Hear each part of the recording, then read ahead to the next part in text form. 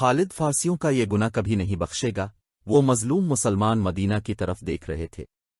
میں تمہیں کہہ رہا تھا کہ میں فارسیوں کے تعاقب میں نہیں آیا، میں فارس کے اس لشکر کی تلاش میں آیا ہوں جو ہرمز کی شکست خوردہ فوج کی مدد کے لیے آ رہا ہوگا۔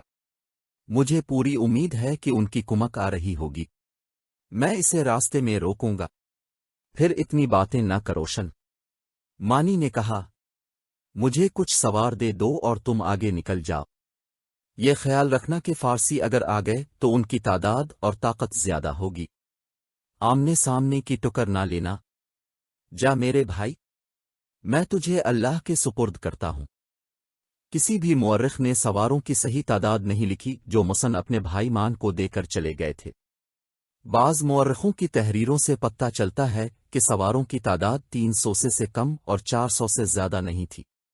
مانی نے اتنے سے سواروں سے ہی قلعے کا محاصرہ کر لیا اور قلعے کے دروازے کے اتنا قریب چلا گیا جہاں وہ تیروں کی بڑی آسان زد میں تھا۔ دروازے کے اوپر جو بارج تھا اس میں ایک خوبصورت عورت نمودار ہوئی۔ تم کون ہو اور یہاں کیا لینے آئے ہو؟ عورت نے بلند آواز میں مان سے پوچھا۔ ہم مسلمان ہیں، مان نے اس سے زیادہ بلند آواز میں جواب دیا۔ ہم جنگ سے بھاگے ہوئے فارسیوں کے تعاقب میں آئے ہیں، اگر تم نے قلعے میں انہیں پناہ دی ہے تم انہیں ہمارے حوالے کر دو، ہم چلے جائیں گے، یہ میرا قلعہ ہے۔ عورت نے کہا، بھاگے ہوئے فارسیوں کی پناہ گاہ نہیں، یہاں کوئی فارسی سپاہی نہیں۔ خاتون، مان نے کہا، ہم پر تیرا احترام لازم ہے، ہم مسلمان ہیں، عورت پر ہاتھ اٹھانا ہم پر حرام ہے خواہ وہ قلعہ دار ہی ہو۔ اگر تم فارس کی جنگی طاقت کے ڈر سے اس کے سپاہی ہمارے حوالے نہیں کرنا چاہتے تو سوچ لو کہ ہم وہ ہیں جنہوں نے فارس کی اس ہیبت ناک جنگی طاقت کو شکست دی ہے۔ ایسا نہ ہو کہ تم پر ہمارے ہاتھوں زیادتی ہو جائے۔ ہم اسلام کے اس لشکر کا ہر اول ہیں جو پیچھے آ رہا ہے، میں نے مسلمانوں کا کیا بگاڑا ہے؟ عورت نے کہا، میرا قلعہ تمہارے لشکر کے راستے کی رکاوٹ نہیں بن سکتا، تمہارا قلعہ محفوظ رہے گا۔ مانی نے کہا، شرط یہ ہے کہ قلعے کا دروازہ کھول دو، ہم اندر آ کر دیکھیں گے، تمہارے کسی آدمی اور کسی چیز کو میرے سوار ہاتھ نہیں لگائیں گے، ہم اپنی تسلی کر کے چلے جائیں گے۔ اگر یہ شرط پوری نہیں کرو گی تو تمہاری اور تمہاری فوج کی لاشیں اس قلعے کے ملبے کے نیچے گل سڑ جائیں گی۔ قلعہ کا دروازہ کھول دو، عورت کی تحکمانہ آواز سنائی دی۔ اس آواز کے ساتھ ہی قلعے کا دروازہ کھل گیا۔ مانی نے اپنے سواروں کو اشارہ کیا، 300-400 گھوڑے سر پر دوڑتے آئے۔ مانی نے انہیں صرف اتنا کہا کہ قلعے کی صرف تلاشی ہوگی، کسی چیز اور کسی انسان کو ہاتھ تک نہیں لگایا جائے۔ مانی کا گھوڑا قلعے میں داخل ہو گیا، اس کے تمام سوار اس کے پیچھے پیچھے قلعے میں گئے۔ مان نے ایک جگہ رک کر قلعے کی دیواروں پر نظر دوڑائی، ہر طرف تیر انداز کھڑے تھے، نیچے اسے کہیں بھی کوئی سپاہی نظر نہ آیا۔ مانی کے سوار قلعے میں پھیل گئے تھے۔ تم نے ٹھیک کہا تھا، عورت نے مان سے کہا، میں فارسیوں سے ڈرتی ہوں، اس قلعے میں کوئی بھی طاقتور لشکر آئے گا تو میں اس کے رحم و کرم پر ہوں گی۔ مسلمانوں کو میں پہلی بار دیکھ رہی ہوں اور تم انہیں ساری عمر یاد رکھو گی۔ مانی نے کہا، خدا کی قسم، تم باقی عمر ان کے انتظار میں گزار دو گی۔ مسلمانوں کے لیے حکم ہے کہ قلعوں کو نہیں دلوں کو سر کرو، لیکن قلعے والوں کے دل قلعے کی دیواروں جیسے سخت ہو جائیں تو پھر ہمارے لیے کچھ اور حکم ہے۔ ہم جب اس حکم کی تعمیل کرتے ہیں تو فارس کی طاقت بھی ہمارے آگے نہیں ٹھہر سکتی۔ کیا تم نے انہیں بھاگتے دیکھا نہیں؟ کیا وہ ادھر سے نہیں گزرے تھے؟ قلعے دار عورت نے جواب دیا، ذرا سی دیر کے لیے یہاں رکے بھی تھے، انہوں نے بتایا تھا کہ وہ مسلمانوں سے بھاگ کر آ رہے ہیں، وہ 10-12 آدمی تھے۔ میں حیران تھی کہ اتنے ہٹے کے سپاہی خوف سے مرے جا رہے ہیں۔ میں اس پر بھی حیران تھی کہ وہ کون ہیں جنہوں نے فارس کے اس لشکر کو اس قدر دہشت زدہ کر کے بھگا دیا ہے۔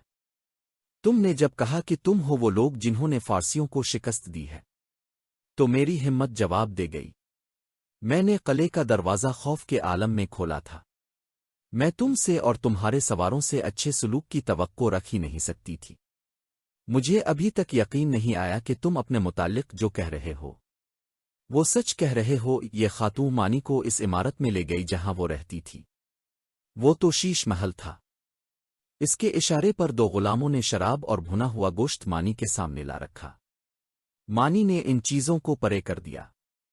ہم شراب نہیں، مانی نے کہا، اور میں یہ کھانا اس لیے نہیں کھاؤں گا کہ تم نے مجھے ایک طاقتور فوج کا آدمی سمجھ کر خوف سے مجھے کھانا پیش کیا ہے۔ میں اسے بھی حرام سمجھتا ہوں۔ کیا تم مجھے بھی حرام سمجھتے ہو؟ اس خوبصورت اور جوان عورت نے ایسی مسکراہٹ سے کہا جس میں دعوت کا تاثر تھا۔ ہاں، مانی نے جواب دیا، ای مفتوحہ عورت کو ہم شراب کی طرح حرام سمجھتے ہیں۔ وہ اس وقت تک ہم پر حرام رہتی ہے جب تک کہ وہ اپنی مرضی سے ہمارے عقد میں نہ آ جائے۔ مانی کو اطلاع دی گئی کہ اس کے سوار قلعے کی تلاشی لے کر آ گئے ہیں۔ مان تیزی سے اٹھا اور اسی تیزی سے باہر نکل گیا۔ سواروں کے کمانداروں نے مانی کو تفصیل سے بتایا کہ انہوں نے تلاشی کس طرح لی ہے اور کیا کچھ دیکھا ہے۔ کہیں بھی انہیں کوئی ایرانی سپاہی نظر نہیں آیا تھا۔ اس عورت کا اپنا قبیلہ تھا جس کے آدمی تیروں، تلواروں اور برچھیوں وغیرہ سے مسلح تھے۔ ان میں مانی کے سواروں کے خلاف لڑنے کی ہمت نہیں تھی۔ قلعے کی مالکن نے انہیں لڑنے کی اجازت بھی نہیں دی تھی۔ اس قلعے کو اپنی اطاعت میں لینا ضروری تھا کیونکہ یہ کسی بھی موقع پر ایرانیوں کے کام آ سکتا تھا۔ مان نے ادھر الفادیر دیکھا، وہ عورت اسے نظر نہ آئی۔ مان اندر چلا گیا۔ کچھ ملا میرے قلعے سے؟ عورت نے پوچھا۔ نہیں، مان نے جواب دیا، میرے لیے شک رفع کرنا ضروری تھا، اور اب یہ پوچھنا ضروری سمجھتا ہوں کہ میرے کسی سوار نے تمہارے کسی آدمی یا عورت کو میں نے تمہیں کوئی تکلیف تو نہیں دی؟ نہیں، عورت نے کہا اور ذرا سوچ کر بولی، لیکن تم چلے جاؤ گے تو مجھے بہت تکلیف ہوگی۔ کیا تم ایرانیوں کا خطرہ محسوس کر رہی ہو؟ مان نے پوچھا۔ کیا تمہارے دل میں مسلمانوں کا ڈر ہے؟ دونوں میں سے کسی کا بھی نہیں، عورت نے جواب دیا۔ مجھے تنہائی کا ڈر ہے۔ تم چلے جاؤ گے تو مجھے تنہائی کا احساس ہوگا جو تمہارے آنے سے پہلے نہیں تھا۔ مانی نے اسے سوالیہ نگاہوں سے دیکھا۔ تم اپنے فرض میں اتنے الجھے ہوئے ہو کہ مان تمہیں یہ احساس بھی نہیں کہ تم ایک جوان آدمی ہو۔ عورت نے کہا، فاتح سب سے پہلے مجھ جیسی عورت کو اپنا کھلونا بناتے ہیں۔ میں نے تم جیسا آدمی کبھی نہیں دیکھا، اب دیکھا ہے تو دل چاہتا ہے کہ دیکھتی ہی رہوں۔ کیا میں تمہیں اچھی نہیں لگی؟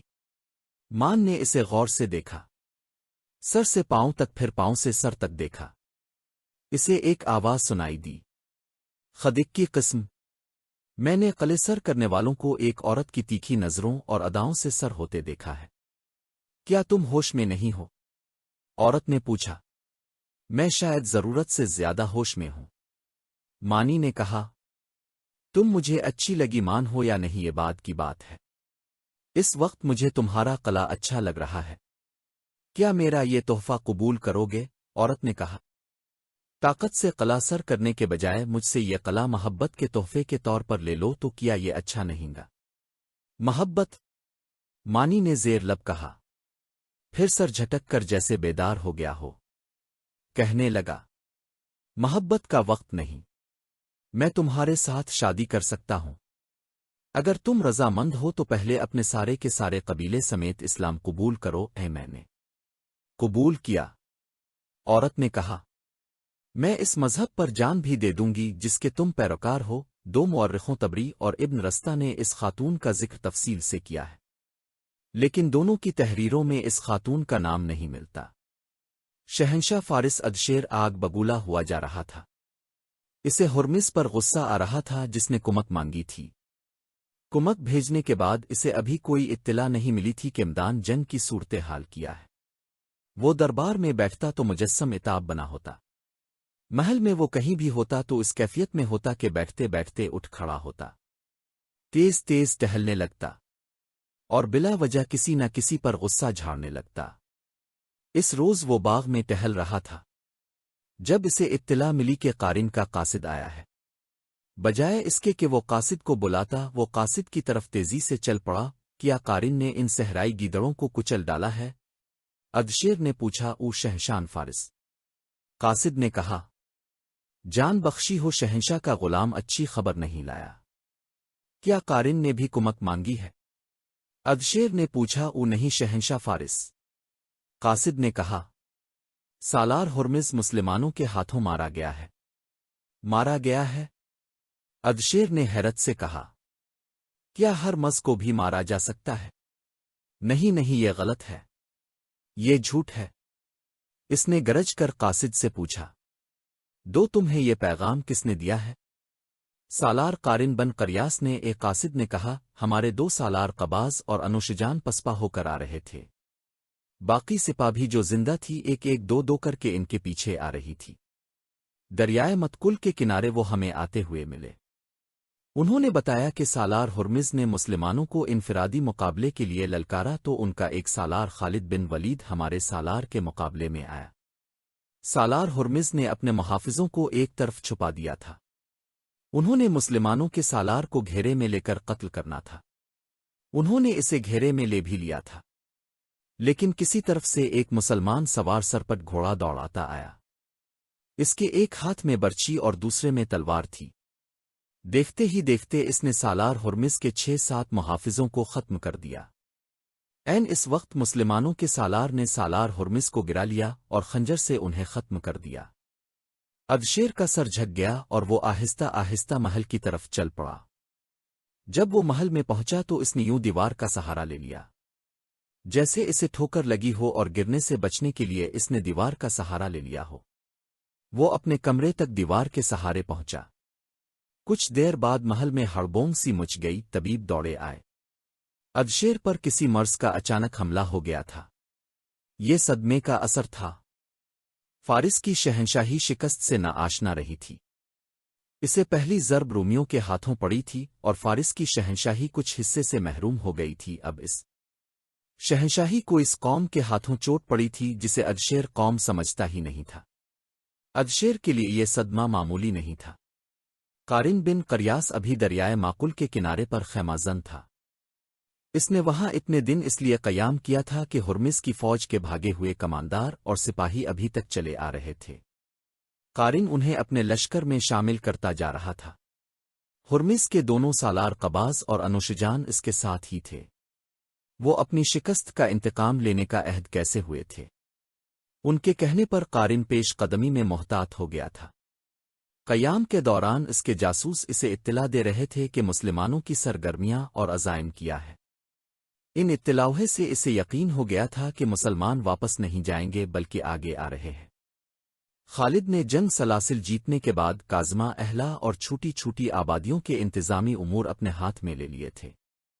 جب وہ ان آبادیوں میں گئے تو وہاں کے مسلمانوں نے چلا چلا کر خالد زندے باد، اسلام زندے باد، خلافت مدیں زندے باد کے نعرے لگائے۔ وہ سرسبز اور شاداب علاقہ تھا۔ عورتوں نے خالد اور اس کے محافظوں کے راستے میں پھول پھینکے۔ اس علاقے کے مسلمانوں کو بڑی لمبی مدت بعد ایرانی جور واسطداد سے نجات ملی تھی۔ خالد کیا تو ہماری عصمتوں کا انتقام لے گا؟ خالد کو کئی عورتوں کی آوازیں سنائی دیں۔ ہمارے جوان بیٹوں کے خون کا انتقام، انتقام خالد انتقام۔ یہ ایک شور تھا، للکار تھی، اور خالد اس شور سے گزرتے جا رہے تھے۔ ہم واپس جانے کے لیے نہیں آئے۔ خالد نے وہاں کے مسلمانوں سے کہا، ہم انتقام لینے آئے ہیں۔ مسلمانوں کے ایک وفد نے خالد کو بتایا کہ اس علاقے کے غیر مسلموں پر وہ بھروسہ نہ کرے، یہ سب فارسیوں کے مددگار ہیں۔ وفد نے خالد کو بتایا، مجوسیوں نے ہمیشہ ہمارے خلاف مخبری کی ہے۔ ہمارے بیٹے جب فارسی فوج کی کسی چوکی پر شب خون مارتے تھے تو مجوس مخبری کر کے ہمارے بیٹوں کو گرفتار کرا دیتے تھے۔ تمام عیسائیوں اور یہودیوں کو گرفتار کر لو۔ خالد نے حکم دیا، اور مسلمانوں میں سے جو اسلامی لشکر میں آنا چاہتے ہیں آ جائیں۔ وہ پہلے ہی مسن بن حارثہ کے ساتھ چلے گئے ہیں۔ خالد کو جواب ملا۔ فوراً ہی مجوسیوں اور دیگر غیر مسلموں کی پکڑ دھکڑ شروع ہو گئی۔ ان میں سے صرف انہیں جنگی قیدی بنایا گیا جن کے متعلق مصدقہ شہادت مل گئی کہ انہوں نے مسلمانوں کے خلاف جنگی کارروائیاں کی تھیں یا مخبری کی تھی۔ نظم و نسق کے لیے اپنے کچھ آدمی کازمہ میں چھوڑ کر خالد آگے بڑھ گئے۔ اب ان کی پیش قدمی کی رفتار تیز نہیں تھی کیونکہ کسی بھی مقام پر ایرانیوں سے لڑائی کا امکان تھا۔ خالد نے اپنے جاسوس جو اس علاقے کے مسلمان تھے آگے اور دائیں بائیں بھیج دیے تھے۔ مشنی بن حارثہ آگے ہی آگے بڑھتا جا رہا تھا۔ وہ دریائے معقول عبور کرنا چاہتا تھا لیکن دور سے اسے ایرانیوں کی خیمہ گاہ نظر آئی۔ وہ بہت بڑا لشکر تھا۔ مسن کے پاس 1500 سے کچھ زیادہ سوار تھے۔ اتنی تھوڑی تعداد سے مسن ایرانی لشکر سے ٹکر نہیں لے سکتا تھا۔ ہمیں یہیں سے پیچھے ہٹ جانا چاہیے، مسن کے ایک ساتھی نے کہا۔ یہ لشکر ہمیں گھیرے میں لے کر ختم کر سکتا ہے، سمجھنے کی کوشش کرو۔ مسن نے کہا، اگر ہم پیچھے ہیں تو فارسیوں کے حوصلے بڑھ جائیں گے۔ ہمارے سپہ سالار خالد نے کہا تھا کہ پیشتر اس کے فارسیوں کے دلوں سے ہماری دہشت ختم ہو جائے ہم ان پر حملے کرتے رہیں گے۔ ہمیں اپنی دہشت برقرار رکھنی ہے۔ میں آگ کے ان پجاریوں کی فوج کو یہ تاثر دوں گا کہ ہم اپنے لشکر کا ہر اول دستہ ہے۔ ہم لڑنے کے لیے بھی تیار رہیں گے۔ اگر لڑنا پڑا تو ہم ان سے وہی جنگ لڑیں گے جو ایک مدت سے لڑ رہے ہیں۔ ضرب لگاؤ اور بھاگو، کیا تم ایسی جنگ نہیں لڑ سکتے؟ مسن نے ایک سوار کو بلایا اور اسے کہا، گھوڑے کو الفاع لگاؤ۔ سپہ سالار خالد بن ولید کازما ابلا میں ہوں گے، انہیں بتاؤ کہ معقول کے کنارے فارس کا ایک لشکر پڑاؤ ڈالے ہوئے ہے۔ انہیں کہنا کہ میں اس لشکر کو آگے نہیں بڑھنے دوں گا اور آپ کا جلدی پہنچنا ضروری ہے۔ خالد پہلے ہی کازما سے چل پڑے تھے۔ انہیں گھوڑوں اور بار بردار اونٹوں کے لیے چارے اور لشکر کے لیے کھانے پینے کے سامان کی کمی نہیں تھی۔ اس علاقے کے مسلمانوں نے ہر چیز کا بندوبست کر دیا تھا۔ خالد کا رستہ کوئی اور تھا، کچھ دور کھنڈروں کے قریب سے گزر رہے تھے۔ سامنے ایک گیوڑ سوار بڑی تیز رفتار سے آ رہا تھا۔ خالد نے اپنے 2 محافظوں سے کہا کہ وہ آگے جا کر دیکھیں یہ کون ہے۔ محافظوں نے گھوڑے کو الفاع لگائی اور آنے والے سوار کو راستہ میں جا لیا۔ اس سوار نے گھوڑا روکا نہیں۔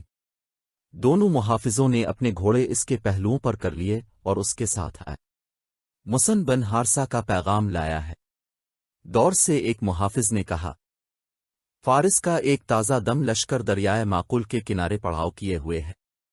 مشن کے قاصد نے خالد کے قریب آ کر رکتے ہوئے کہا، تعداد کا اندازہ نہیں، آپ کے اور مسن کے لشکر کی تعداد سے اس لشکر کی تعداد 7-8 گنا ہے۔